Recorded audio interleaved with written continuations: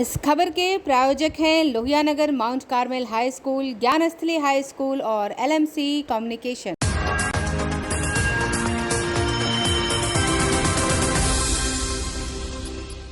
नमस्कार, मैं हूं आयुषी शर्मा और आप देख रहे हैं आंखें न्यूज 24। रात 8 बजे की खबरों में आप सभी का स्वागत है।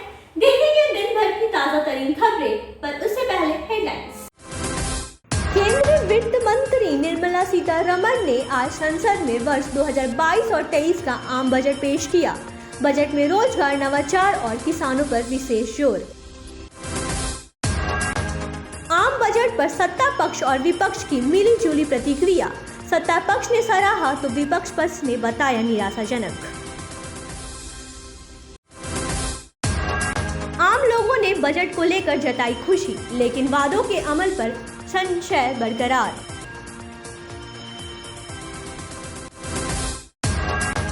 देश में बीते 5 सालों में स्वास्थ्य पर सरकारी खर्च बढ़कर हुआ दोगुना। वित्त मंत्रालय के आर्थिक सर्वे में हुआ खुलासा। कड़ी सुरक्षा के बीच बिहार बोर्ड की इंटर परीक्षा आज से हुई शुरू। कोरोना काल में लगातार दूसरे साल ऑफलाइन परीक्षा लेकर बिहार बोर्ड ने बनाया रिकॉर्ड। अब खबरें विस्तार से। वित्त मंत्री निर्मला सीतारमण ने आज संसद के पटल पर वर्ष 2022 और 23 का आम बजट पेश किया। इस बजट में खेती किसानी, रोजी रोजगार, आधारभूत संरचना और आर्थिक विकास के लिए कई घोषणाएं की गई है। जानते हैं आम बजट में आम लोगों को क्या मिला। केंद्रीय वित्त मंत्री निर्मला सीतारमण ने संसद के पटल पर उम्मीदों से भरा हुआ आम बजट पेश किया।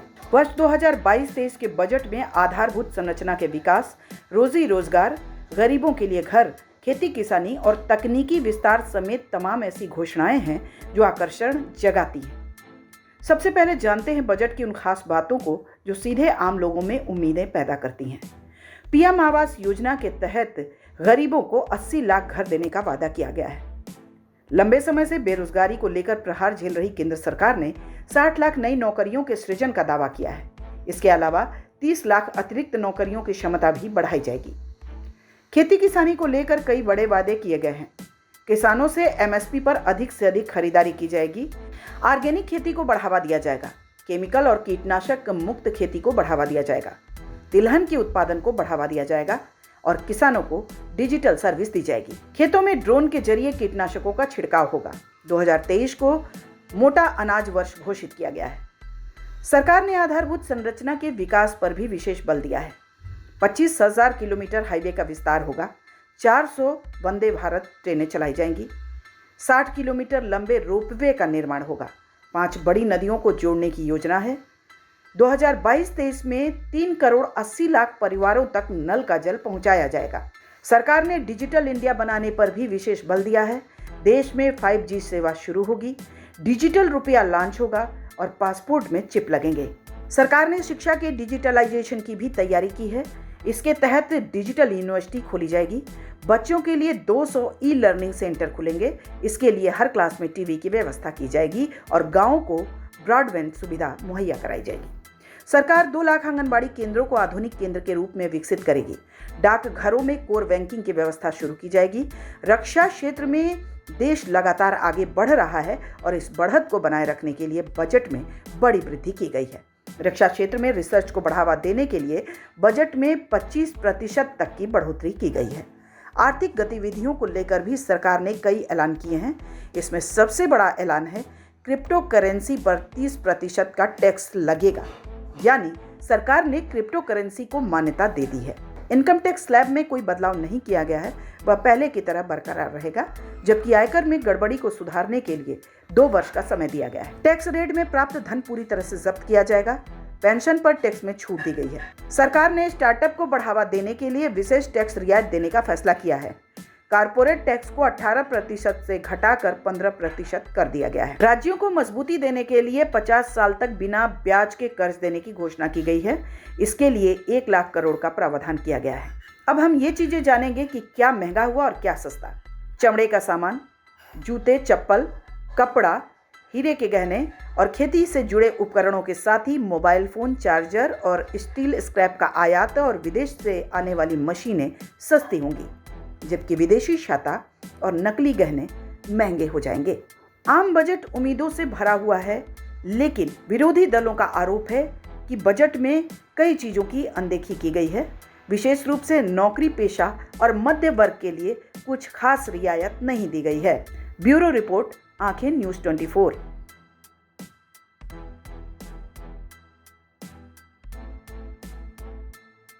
संसद में पेश वर्ष 2022-23 के आम बजट को लेकर दलों में मिलीजुली प्रतिक्रिया दी है। सत्ता पक्ष ने जहां बजट को सराहनीय बताया है, वहीं विपक्ष का कहना है कि बजट में आम लोगों के लिए कुछ भी नहीं है। देखते हैं क्या कहते हैं नेता। देखिए, यह बजट तो भारत का बजट है और भारत के बजट के आलोक में भी बिहार को कहीं कहीं बिहार अपने आप को देख रहा होगा या देख रहा है। तो उसके मैंने आपको प्रारंभ में इसलिए कहा कि जो गंगा के किनारे का जो 5 किलोमीटर का जो ऑर्गेनिक खेती के लिए हम सब इस बजट में जो प्रावधान है, उसमें सबसे ज़्यादा लाभ बिहार को मिलने वाला है। और पिछली बार 15,000 लाख करोड़ का प्रावधान था, वो 50 वर्षों के लिए जो ऋण दिया जाता है, उसको 1 लाख करोड़ किया गया है। तो स्वाभाविक है कि यह तो उससे बिहार पहले भी लाभान्वित हुआ है और आने वाले दिनों में भी। यह देश का आम बजट गरीब, महिलाओं, युवाओं और किसानों की विकास और आत्मनिर्भर बनाने वाला बजट है। यह देश जब 100वां साल में पहुंचेगा तो आत्मनिर्भर भारत के रूप में उभरेगा और पूरे दुनिया में 1 नंबर पर होगा। ये उस योजना की बजट है। ये बजट पप्पुओं के समझ की बाहर की बजट है। और एक बात जान लीजिए, budget commitment to the peoples है। उसी की योजना है कि हम देश को कहाँ ले जाना चाहते हैं और इनके कथन पर किसी को विश्वास नहीं। अध्ययन हम लोग कर लें। घाटे का बजट, बाजार से कर्जा उठाना, 7 सालों में 10 गुना कर्जा कर देना इस भारत के ऊपर, आखिर उसके परिणाम क्या निकल रहे हैं? ये तो दिवालिया इस देश को बना चुके हैं लोग। इसलिए इनकी बजट पर कोई पॉजिटिव चीज है ही नहीं है। आई वाश सबके लिए। आम लोगों ने भी बजट पर जमकर बोला। खेती, किसानी और युवाओं को रोजगार जैसे मुद्दे पर जहां लोगों ने सरकार को सराहना की, वहीं लोगों बातों को लेकर मायूस भी नजर आए। देखते हैं आम बजट को लेकर क्या है लोगों की राय। नमस्कार, मैं हूं निशांत वर्मा और आप देख रहे हैं आंखें न्यूज़ 24। आज संसद में केंद्र सरकार द्वारा बजट पेश किया गया है, जिसमें बहुत सारी बातें कही गई हैं। इसे लेकर पक्ष और विपक्ष दोनों की प्रतिक्रियाएं सामने आ रही हैं। बिहार के मुख्यमंत्री नीतीश कुमार ने देश के विकास को गति देने वाले इस बजट को बताया है। वहीं बिहार में विपक्ष के नेता, राजद के प्रदेश अध्यक्ष जगदानंद सिंह ने कहा कि 60 लाख नौकरियों को सृजन करना ये कुछ नहीं, सिर्फ और सिर्फ एक छलावा है। ऐसे में हमने कई लोगों से, जो आम जनता है, उनकी राय हमने ली और साफ तौर पे ये दिख रहा था कि जो उनकी राय है वो मिलीजुली राय है। कोई कह रहे हैं कि बजट बहुत अच्छा है, कोई कह रहे हैं कि बजट में बहुत सारी चीज़ें आती हैं लेकिन ज़मीन पे नहीं उतर पाती। तो सबसे पहले आपको हम सुनाते हैं कि जो आम जनता है उन लोगों का क्या कहना है। कि अगर 60 लाख नौजवानों को रोज़गार देने की बात हुई है तो स्वाभाविक है कि इसका सबको फ़ायदा होगा। अगर 80 लाख घर बनाने की बात हुई है तो सबको फ़ायदा होगा। अगर MSP की राशि किसानों के खाते में सीधे डालने की बात हो रही है तो इसका सबको फ़ायदा होगा। अगर कहा जा रहा है कि जो गंजेटिक एरिया है, जिसमें उत्तराखंड से ले लें उत्तर प्रदेश, बिहार, झारखंड और पश्चिम बंगाल तक, अगर कहा जा रहा है कि वहाँ पर हम ऑर्गेनिक फार्मिंग को प्रोत्साहन देंगे, उसके लिए राशि मुहैया कराएंगे, तो एक अच्छी शुरुआत है। कि क्या इस तरह की घोषणाएं जो हैं वो एग्जीक्यूट होंगी? अगर होंगी तो इसको एक सकारात्मक दिशा में माना जाएगा। नहीं होती है तो सरकार पर एक सवाल होगा कि आप घोषणा तो करते हैं लेकिन उसको अमली जामा नहीं पहना पाते हैं। 80 लाख उन्होंने घोषणा की है, ठीक बात है, स्वागत है, लेकिन मटेरियल का दाम जो आसमान में चला गया है वो क्या पूरा हो पाता है? 80 लाख तो अपने जो मतलब जो इन प्रधानमंत्री आवास में जो बजट है उसी के मुताबिक आप देंगे ना, ठीक है। लेकिन वो जो मटेरियल का रोड जो आपका बजट बढ़ रहा है, छोर का, सीमेंट का, बालू का, इसकी भरपाई कौन करेगा? वो दें अन्यथा न दे, किसान का पैदावार का कीमत उचित मूल्य दें। उस अपना 5 साल का खाद का कीमत जोड़ लें कि 5 साल में खाद का कीमत क्या हुआ, 5 साल में खाद का कीमत कितना बढ़ोतरी हुआ, दवा का कीमत कितना बढ़ोतरी हुआ, और 5 साल में चावल, गेहूं या किसान द्वारा उपजे हुए हर एक फसल का उचित मूल्य जो किसान के यहाँ से निकल रहा है उसका कीमत 5 साल में क्या बढ़ा है। उसमें भी कहा गया है कि जो एमएसपी के तहत ही अब एमएसपी कहीं नहीं है, एमएसपी बिहार में कहीं नहीं है, कहीं कोई खरीदारी नहीं होता है, समझ गया ना, कुछ नहीं, वो सब चीज़ है। रोज़गार तो जैसा हम देखते हैं बार बार कि हर बार बजट पेश होती है रोज़गार के लिए, बट तो प्लेटफॉर्म पे रोज़गार आता कहाँ है? ज़मीनी स्तर पर नहीं दिखता है। नहीं, कभी नहीं, मेरा मानना है। बाकी मैं रोज़गार के पीछे जैसे सरकारी जॉब वगैरह के पीछे मैं भागा ही नहीं, क्योंकि गाने बजाने करके खा लेते हैं। हम क्या कर सकते, तो अब तो बने सरकार जो कर रहे हैं, जो बढ़िया कर रहे हैं। हम लोग बेरोजगार है, बेरोजगार कहाँ मिलता है? सर सरकार की ओर से तो आती है व्यवस्था है, लेकिन अभी स्टूडेंट जो मतलब कि बार बराबर पढ़ाई करते हैं वो केवल इसी उम्मीद में रहते हैं, ताकि जैसे मिडिल क्लास के फैमिली में लड़के के क्या एक उम्मीद रहता है कि हम डिफेंस में मेरे को जाना है, क्योंकि उनके पास उतना पैसा नहीं कि वो अफोर्ड कर सके आगे के लिए, ना वो बीटेक कर सकते हैं ना नीट कर सकते हैं।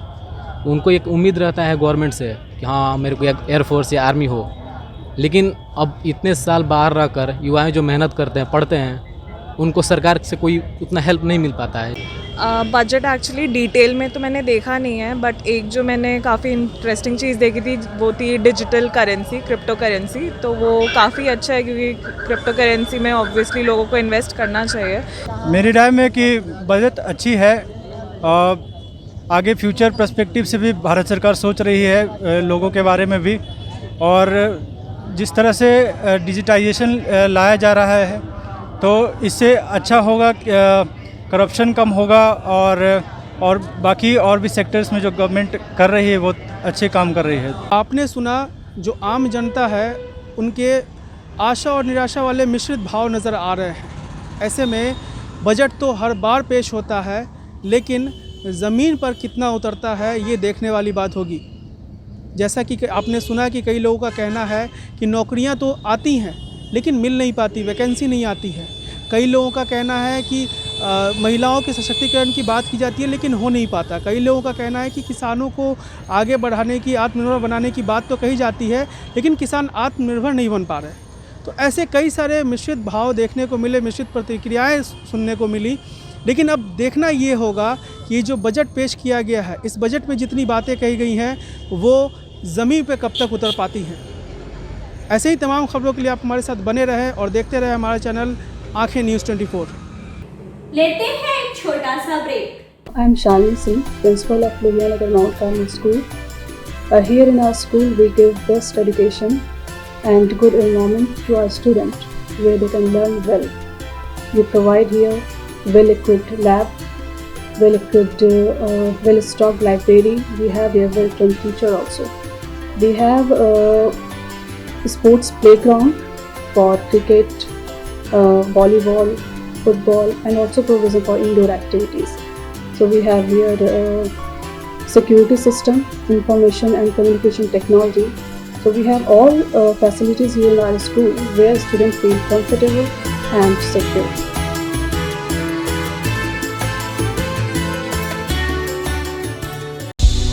क्या आप पत्रकारिता के क्षेत्र में अपना कैरियर बनाना चाहते हैं? तो आज ही Royal Ashoka institute of mass communication and journalism में अपनी जगह सुनिश्चित करें। आर्यभट्ट ज्ञान विश्वविद्यालय पटना से मान्यता प्राप्त 100% प्लेसमेंट के साथ royal Ashoka institute of mass communication and journalism नामांकन जारी है। हमारा पता है DS/16 गायत्री मंदिर के समीप, कंकड़ बाग, पटना 8,20,000। आप हमें संपर्क भी कर सकते हैं। हमारा मोबाइल नंबर है 9955456126। ब्रेक के बाद आपका स्वागत है। वित्त मंत्री निर्मला सीतारमण ने संसद में 2021 और 22 के लिए आर्थिक सर्वे पेश किया। आर्थिक सर्वे में अनुमान लगाया गया है कि अगले वित्तीय वर्ष में देश की आर्थिक वृद्धि दर 8 से 8.5% के बीच रहेगी। देश में बीते 5 सालों में स्वास्थ्य पर सरकारी खर्च दोगुना हो गया है। वर्ष 2017-18 में यह खर्च 2,43,000 करोड़ रुपए था, जो वर्ष 2021-22 में दोगुना होकर 4,72,000 करोड़ रुपए हो गया है। यह खर्च हमारी कुल जीडीपी का 2.1% है। पहले यह 1.4% था। वित्त मंत्री निर्मला सीतारमण ने संसद में 2021-22 के लिए आर्थिक सर्वेक्षण पेश किया, जिसमें ये जानकारी दी गई है। आर्थिक सर्वे में अनुमान लगाया गया है कि देश की अर्थव्यवस्था अगले वित्त वर्ष में 8 से 8.5% की रफ्तार से बढ़ेगी। साथ ही महंगाई दर भी काबू में रहने की उम्मीद जताई गई है। आर्थिक सर्वे के अनुसार वित्त वर्ष 2022 में आर्थिक वृद्धि का लक्ष्य तभी हासिल हो सकता है जब कोई महामारी संबंधी आर्थिक व्यवधान नहीं आए।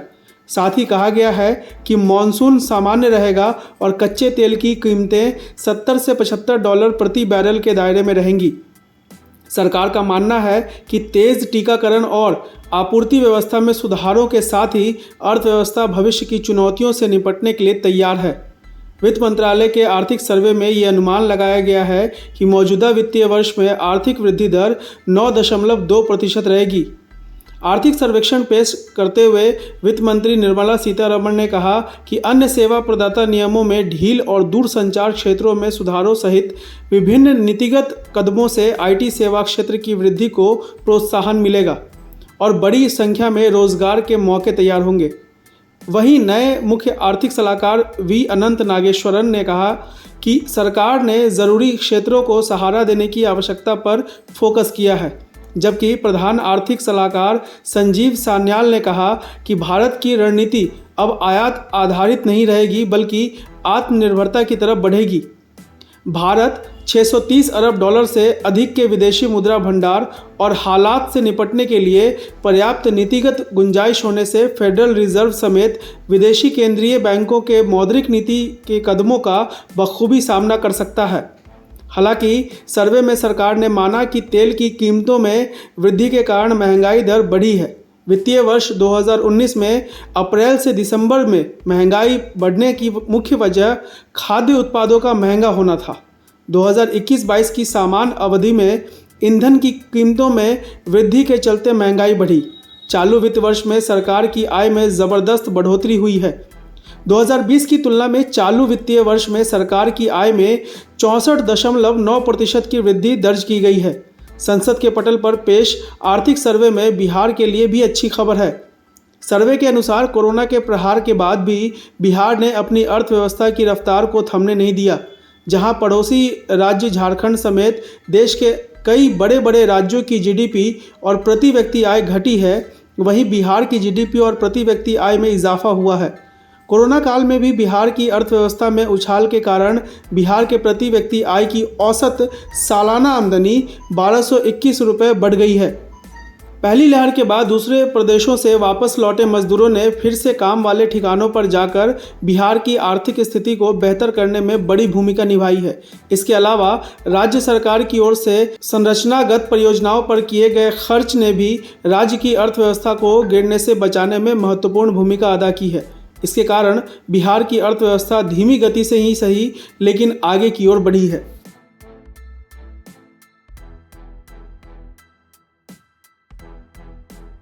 बिहार बोर्ड की इंटर परीक्षाएं आज से शुरू हो गई। ये परीक्षाएं 1 से लेकर 14 फरवरी तक चलेगी। बिहार बोर्ड ने शांतिपूर्ण और कदाचार मुक्त परीक्षा के संचालन के लिए कई इंतजाम किए। कड़ी सुरक्षा के बीच बिहार बोर्ड की इंटर परीक्षा आज से शुरू हो गई। कोरोना काल में लगातार दूसरी साल बोर्ड परीक्षा लेकर बिहार बोर्ड ने रिकॉर्ड बनाया है।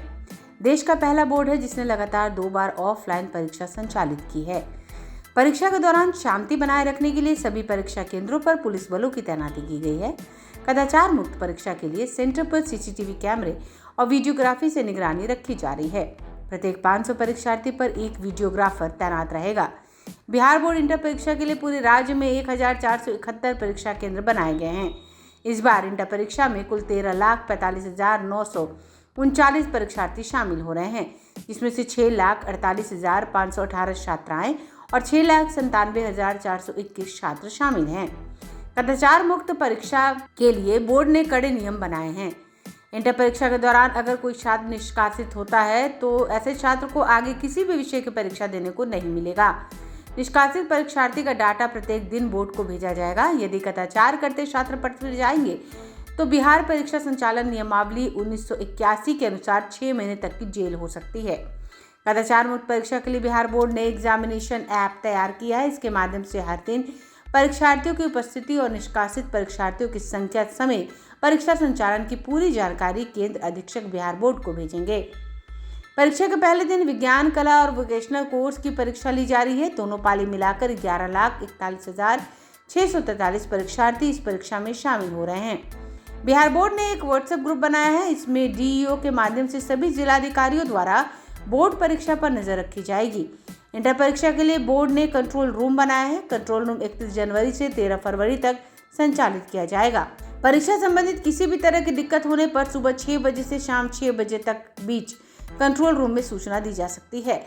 कंट्रोल रूम का नंबर 061222322227 और 061222300051 पर संपर्क कर सकते हैं। परीक्षा देने के लिए बिहार बोर्ड ने परीक्षार्थियों के लिए कुछ विशेष निर्देश जारी किए हैं। इसके अनुसार परीक्षा केंद्र पर प्रवेश पत्र और नीले या काले रंग के पेन के साथ जाएं। मास्क या फेस कवर जरूर लगाएं। प्रवेश पत्र में फोटो की गलती हो तो Aadhaar card, voter card, PAN card, driving licence और फोटो युक्त बैंक पासबुक लेकर जा सकते हैं।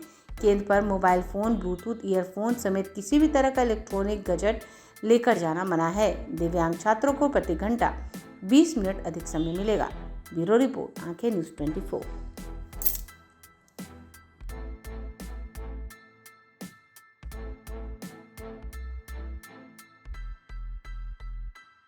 चलते चलते एक नजर फिर से सुर्खियों पर।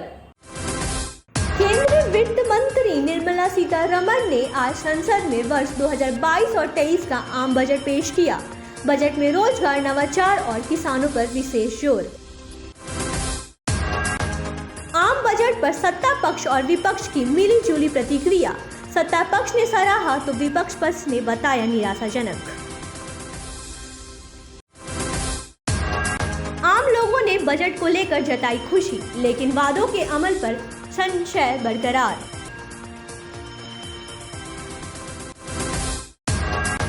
देश में बीते 5 सालों में स्वास्थ्य पर सरकारी खर्च बढ़कर हुआ दोगुना। वित्त मंत्रालय के आर्थिक सर्वे में हुआ खुलासा।